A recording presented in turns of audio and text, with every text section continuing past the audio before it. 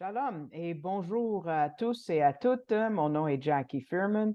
Je suis des ministères Ariel Canada et j'ai un grand plaisir de vous présenter l'histoire de la rédemption à travers les Écritures hébraïques. On a déjà fait les livres de la loi, les 5 livres de Moïse. On a terminé la dernière fois avec les écrits, c'est-à-dire les livres historiques. On a passé beaucoup de temps sur la vie de David en 1 et 2 Samuel.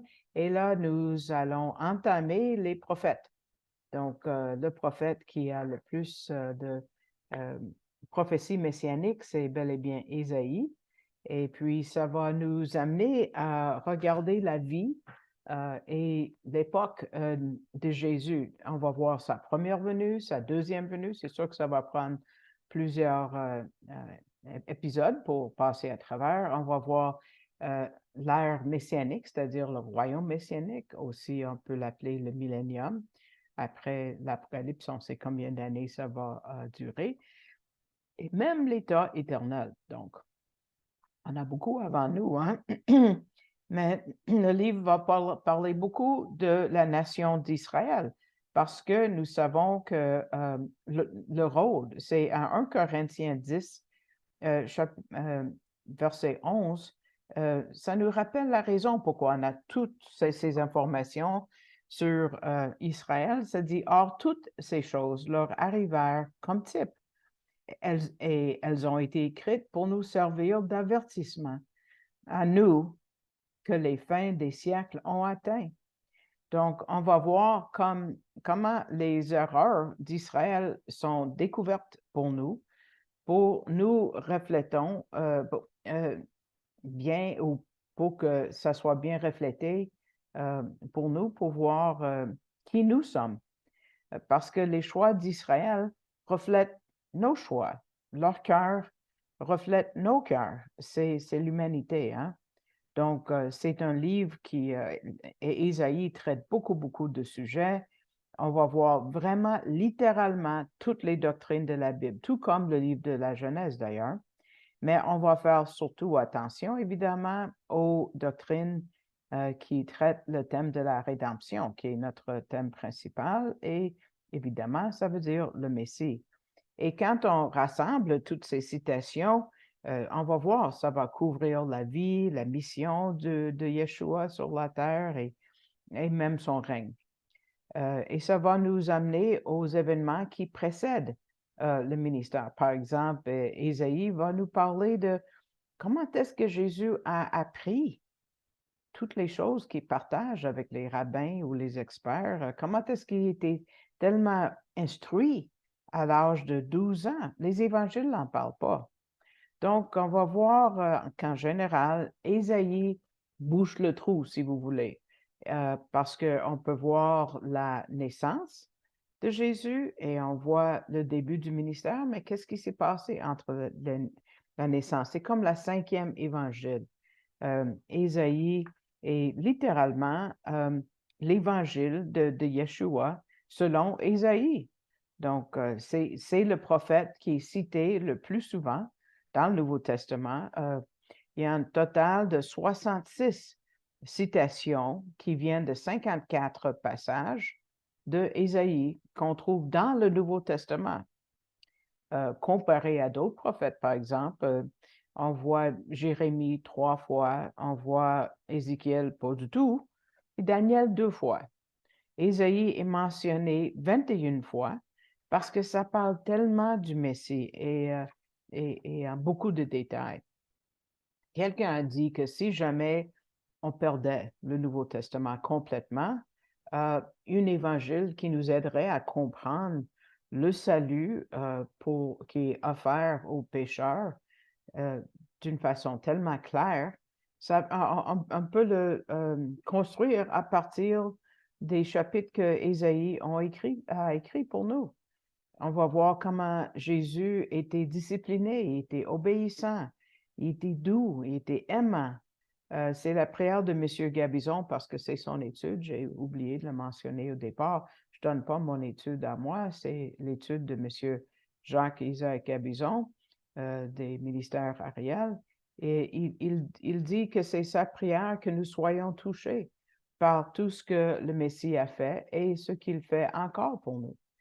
C'est sa prière qu'à travers tout ça, que notre relation avec Dieu soit améliorée beaucoup. Donc, par rapport au style d'écriture, c'est un des livres avec le plus de poésie. C'est très poétique. Dans la traduction de l'hébreu, on perd beaucoup, malheureusement. La beauté qu'il y avait au départ dans les jeux de mots, des fois on essaye de le garder, des fois on ne réussit pas. Et malgré le fait que ça touche le sujet du péché et des jugements, on est vraiment frappé par les comparaisons et les métaphores qui rendent ce livre agréable à lire. Donc, s'il vous plaît, ouvrez vos Bibles au livre d'Ésaïe, qui est le premier prophète, évidemment, après les écrits. Donc, Ésaïe, on va juste regarder quelques exemples dans cette première partie. Par exemple, dans les 2 premiers chapitres, je vais vous lire, pas à l'écran, chapitre 1, verset 3, ça dit, le bœuf connaît son possesseur et l'âne la crèche de son maître. Israël ne connaît pas. Mon peuple n'a point d'intelligence. Ouf, ça doit faire mal à Dieu. Donc, les gens connaissaient bien un bœuf, un âne. Plusieurs personnes étaient propriétaires de ces animaux-là. Et ils savaient que ce n'était pas évident de former ou entraîner ces animaux-là pour faire ce que le propriétaire voulait. Et Dieu a utilisé ces animaux qui étaient familiers dans l'esprit des gens pour faire le contraste entre ces animaux qui finissent par être obéissants et Israël qui est désobéissant. Dans le verset 4, il dit, « Ah, nation pécheresse, peuple chargé d'iniquité. » On va charger un animal comme un bœuf ou un âne avec un fardeau. Mais les gens étaient chargés de leur péché.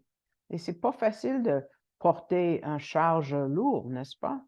Mais les gens ne savaient même pas que c'était le péché qui rendait leur vie si difficile. Verset 8 du premier chapitre dit, « Et la fille de Sion est laissée comme une hutte dans une vigne. » Ça, c'est un autre exemple. On change d'animal, on va dans le champ. Comme une cabane dans un champ de concombres, comme une ville assiégée. C'est une image assez puissante. Je ne sais pas combien parmi vous est déjà allé en Israël, mais vous voyez des champs de concombres, de melons, de vignes, et puis vous allez voir la place où quelqu'un qui va être mis là comme garde, qui va s'assurer que personne vient voler ce qui est produit dans ce champ. Donc, il y a comme une petite hutte ou une petite talle de terre, mais ce n'était pas encore la saison pour récolter. Et les champs étaient vides et la hutte était vide et Jérusalem était vide aussi. Donc, ces mots ont été donnés à la nation malgré le fait que la nation était riche physiquement, mais pas spirituellement. Verset 10, ça dit, « Écoutez la parole de l'Éternel, chef de Sodome. » Ouf, c'est fort. « Prêtez l'oreille à la loi de notre Dieu, peuple de Gomorrhe. » Religieusement, tu sais, ils pensaient qu'ils faisaient très bien ce qu'ils faisaient, mais Dieu les compare aux pires exemples dans l'histoire. Et ils ne savaient même pas. M. Gabizon dit, c'est pas surprenant qu'ils ont tué Ésaïe. Regardez verset 25. « Et je tournerai ma main sur toi et je te purifierai de tes scories comme avec de la potasse. J'ôterai tout ton étain. » Ça, c'est l'image d'un forgeron qui travaille les métaux avec du feu et une température très haute. Dieu est le forgeron ici qui est au point de purifier les scories. C'est les parties pas désirables. Mais gardons une note plus positive, chapitre 2, verset 2, ça dit, « Et il arrivera à la fin des jours que la montagne de la maison de l'Éternel sera établie sur le sommet des montagnes. » et sera élevé au-dessus des collines, et toutes les nations y afflueront. Donc ça, c'est vraiment un beau temps qui est devant Israël et devant nous, parce que c'est futur même pour nous. Donc, Jérusalem était comme une hutte abandonnée dans un champ, mais éventuellement va devenir une haute montagne, même la plus haute sur la planète. Et la nation va être comme une rivière qui va passer à travers. Quelle belle image de restitution, de comment Israël va être rétabli. Mais si on retourne au verset qui parle des méchants, verset 10 de chapitre 2 dit, entre le rocher, entre dans le rocher et cache-toi dans la poussière. Pas évident. De devant la terreur de l'Éternel et de devant la magnificence de sa majesté. Est-ce que vous pouvez entrer dans un rocher? Non. Est-ce que vous pouvez vous cacher sous la poussière? Non. C'est comme ça qu'on peut dire personne ne peut s'échapper au jugement de Dieu.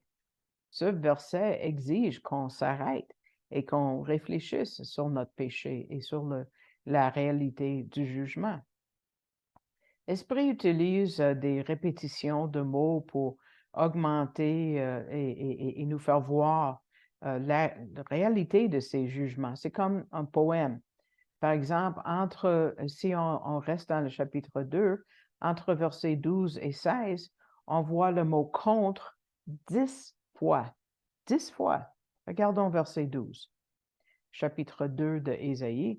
Car il y a un jour de l'Éternel des armées contre tous ceux qui s'exaltent et s'élèvent, et contre tous ceux qui est haut, ils seront abaissés. Et contre tous les cèdres du Liban, hauts et élevés, et contre tous les chênes de Basan, et contre toutes les hautes montagnes, et contre toutes les collines élevées, et contre toute autre tour, et contre toute muraille forte, et contre tous les navires de Tarsis, et contre tous les objets d'art agréables. On ne peut pas passer à côté de ça. Dieu est fâché contre les nations parce qu'ils étaient calés dans le péché. Plus tard dans le livre, M. Gabizon nous fait penser à d'autres métaphores ou comparaisons. La Syrie est comparée, on va voir, à un essai d'abeilles, chapitre 7, verset 18, des eaux fortes et grosses, chapitre 8, versets 7 et 8, comparé à un rasoir, chapitre 7, verset 20, un lion, chapitre 5, verset 29, un bâton, chapitre 10, verset 5, parce qu'ils étaient une nation très, très puissante et ils vont venir déraciner Israël du Nord. Israël, c'est le pays du Nord. Ensuite, les autres nations sont mentionnées et puis aux yeux de Dieu, les autres nations sont comme une goutte d'un seau, chapitre 40, verset 15, et comme la poussière d'une balance. Toute l'humanité en général est comparée en chapitre 40, verset 7, comme l'herbe desséchée ou une fleur fanée. Mais là-dedans, qui est Dieu? Dieu, wow, là on va voir de la poésie aussi. Dieu, Jéhovah, ou l'Éternel, peut-être dans votre traduction, est un potier. Chapitre 29, 16, un berger. Chapitre 40, 11, un homme de guerre. Chapitre 42, verset 13, une pierre d'achoppement. 8, 14, un rocher de trébuchement dans le même verset. Un forgeron qui purifie, on l'a vu dans chapitre 1, verset 25. Un rocher, chapitre 17, verset 10. Un lion, chapitre 31, 4. Une ombre, chapitre 25, verset 4. Et une couronne de beauté, wow, chapitre 28, verset 5. Isaïe est très unique. En fin de compte, chaque prophète, chaque écrivain est unique dans son style, mais le livre au complet est inspiré par le même auteur. Comment ça se fait que ça peut être tout inspiré par l'esprit, mais chaque écrivain utilise son style à lui? Parce que Dieu permet que chaque écrivain a une liberté d'écrire selon sa personnalité, selon son talent, ses dons. Et comme M. Gabizon dit, alors chaque croyant est une révélation unique de Dieu, parce que chacun reflète une facette ou des attributs de Dieu. Par rapport au livre d'Ésaïe au complet, il y a un dessin exclusif. Ça contient 66 chapitres. Est-ce que ça vous dit 66? Ça vous dit quelque chose? Aussi, c'est divisé en deux parties. Est-ce que ça sonne une cloche dans votre tête? Les premiers 39 chapitres parlent des jugements contre Israël et les nations aussi. Et les 27 chapitres qui suivent parlent beaucoup de rédemption. En fin de compte, le chapitre 40 commence avec un grand chant du serviteur. C'est la section du serviteur qui va parler de la vie de Yeshua. Dans sa première et deuxième venue, la section du serviteur, c'est chapitre 40.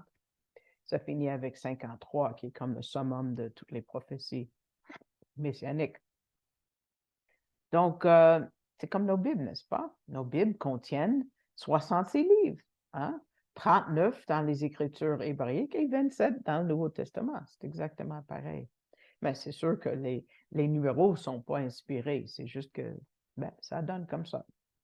Donc, regardons le texte et on va commencer notre cherche pour le Messie.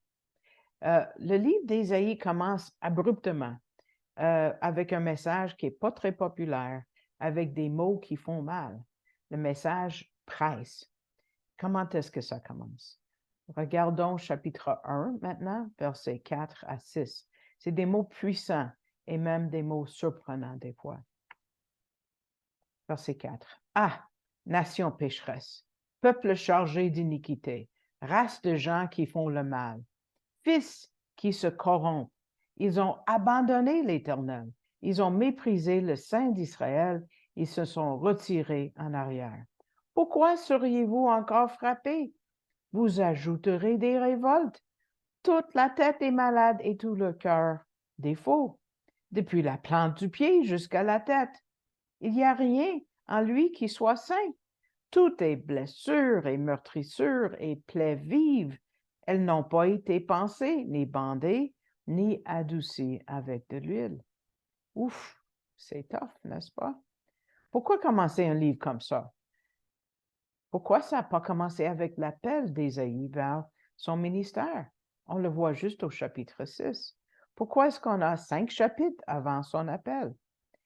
Les introductions, M. Gabizon dit, sont très importantes parce que ça met le ton pour le livre au complet. Et qu'est-ce qui est évident tout de suite dans cette façon de commencer un livre, c'est on a besoin d'un Messie. Où est le Messie? On a besoin d'aide, au secours. Donc, un trait de caractère du livre, c'est la quantité de temps que ça passe à dénoncer le péché d'Israël. Il y a tant d'espace qui est donné au jugement. Et on voit ces condamnations qui sont rattachées aux prophéties sont très sévères. Comment comprendre tout ça?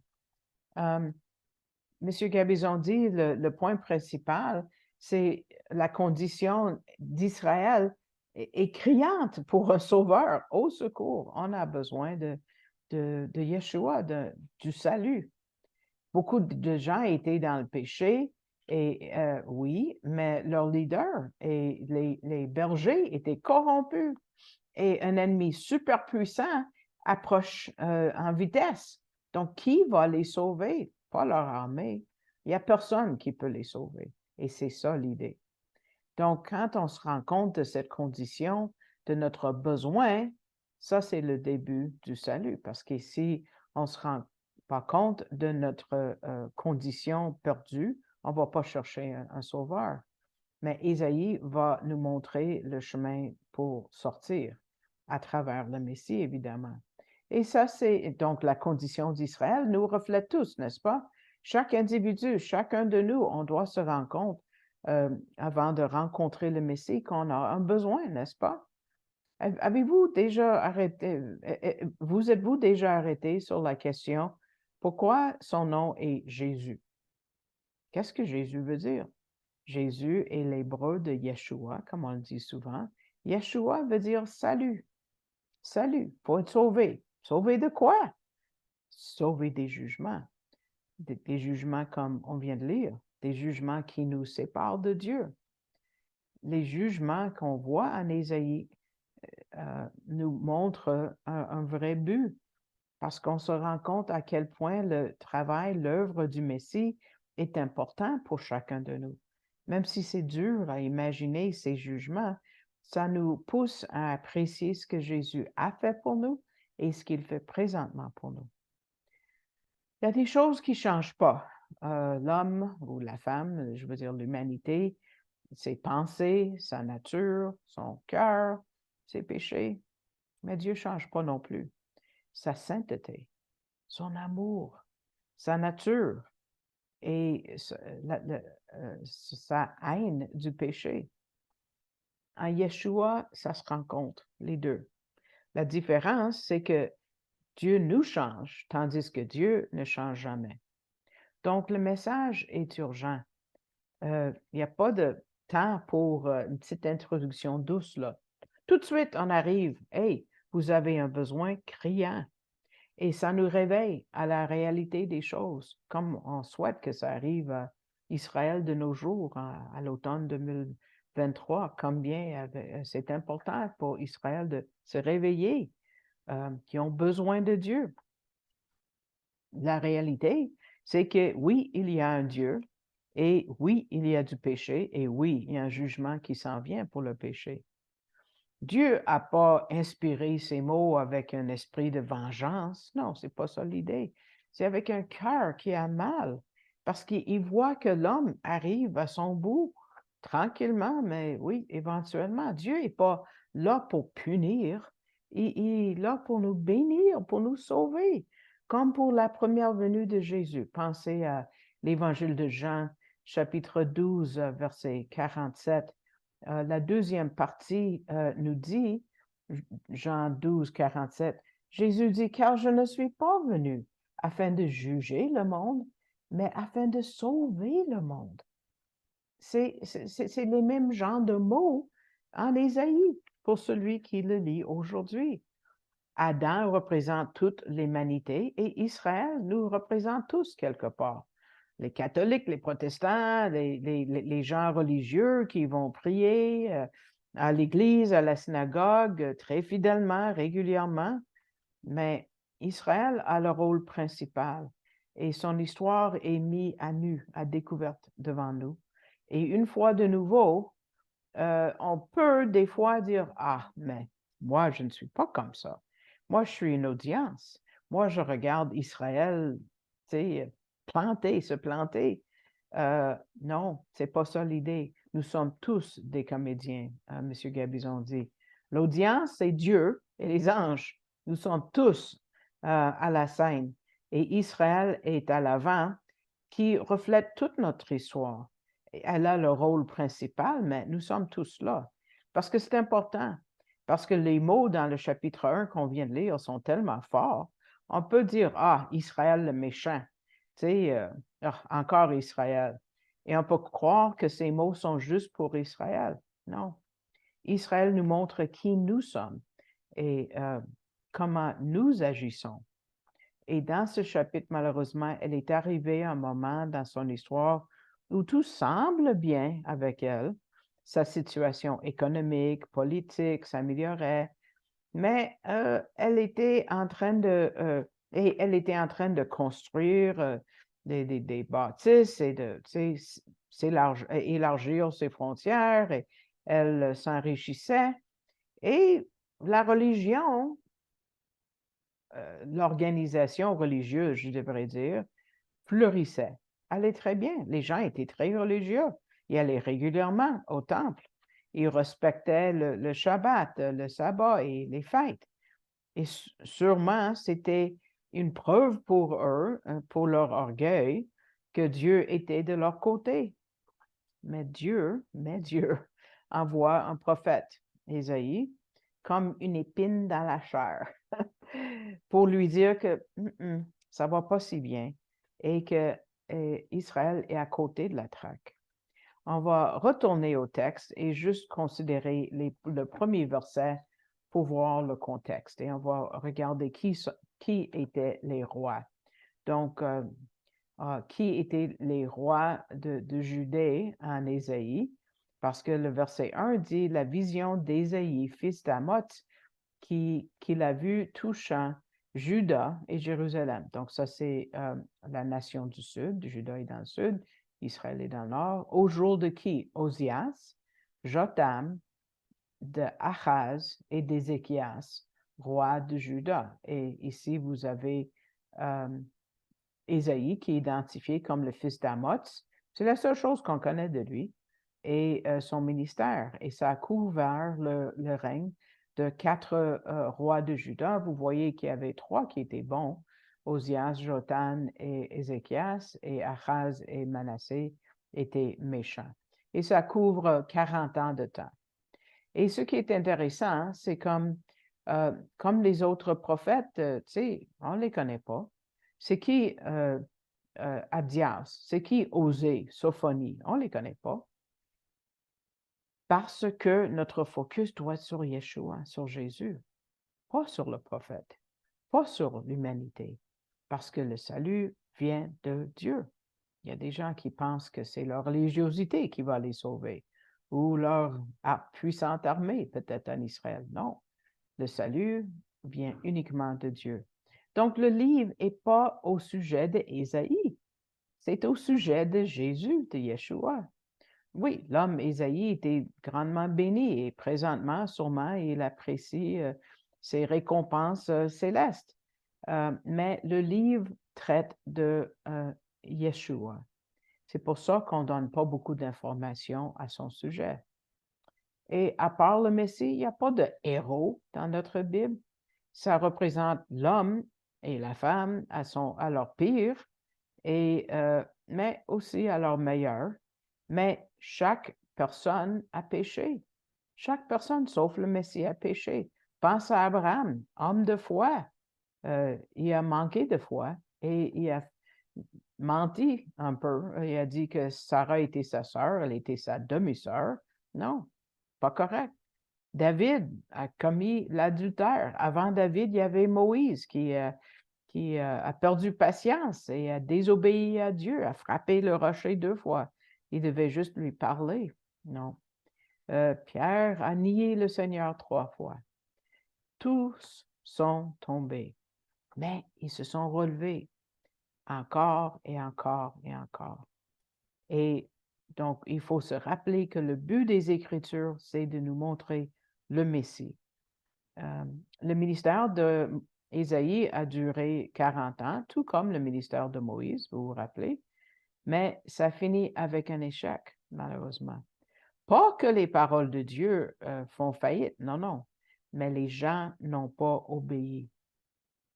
Donc, c'est la fin de la première partie. Merci de votre écoute. J'espère que ça vous a mis l'eau à la bouche pour entendre plus par rapport à Isaïe, comme par exemple, c'est où la jeunesse de Jésus dans Isaïe? Ben, c'est là-dedans.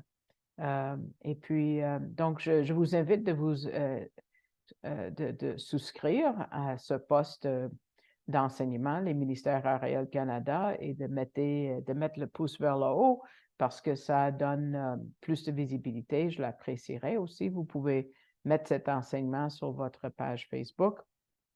Je vous invite de prier sûrement pour ce ministère parce que c'est sûr qu'il y a de l'opposition spirituelle quand on enseigne la parole de Dieu. Et si Dieu vous met à cœur de donner, il y a une façon de faire. Si vous ne savez pas, vous pouvez aller à arielcanada.ca et cliquer sur le drapeau français qui va vous amener au mot donner.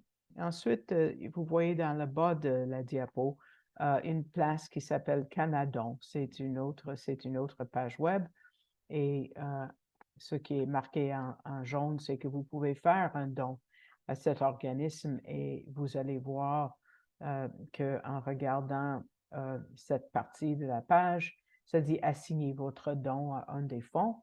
Et puis, vous pouvez, en tirant vers le bas, voir mon nom, Jackie Furman, comme missionnaire. et puis de continuer avec votre don par carte de crédit.